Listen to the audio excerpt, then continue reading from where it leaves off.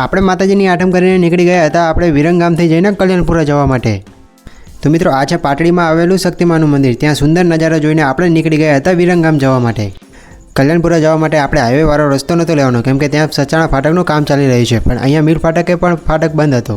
ફાટક ખુલતાની સાથે જ તમારા ભાઈએ બાઇક લઈને નીકળી પડ્યો કલ્યાણપુરા જવા માટે। તો મને એ જ ના સમજાણું કે ખાડામાં રસ્તો હતો કે રસ્તામાં ખાડો હતો। ત્યાં નર્મદા કેનાલનો સુંદર નજારો જોઈને આપણે થોડાક વિડીયો ઉતારી લીધા। તો મિત્રો આ છે રંગપુર ગામ।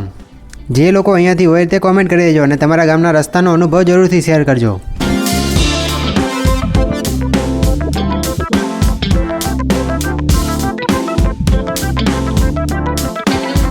ત્યાં તો આગળ જઈને જોયું તો એક બસ ફસાયેલી હતી રસ્તામાં। આ બધા પણ કારખાનાના દાળિયા જ લાગે છે મારી જેમ। કલ્યાણપુરાથી રિટર્ન આવીને આપણે પહોંચી ગયા હતા નાની કુંવરની કેનાલ ઉપર। જલ્દીથી કોમેન્ટ કરી દેજો કે આ કેનાલ ઉપર કોણ કોણ ફોટા પડાવવા આવ્યું છે। તો જલ્દીથી વિડીયોમાં લાઈક અને કોમેન્ટ કરી દો અને ત્યાં સુધી મારા બાઇકમાં કામ કરાવી લઉં।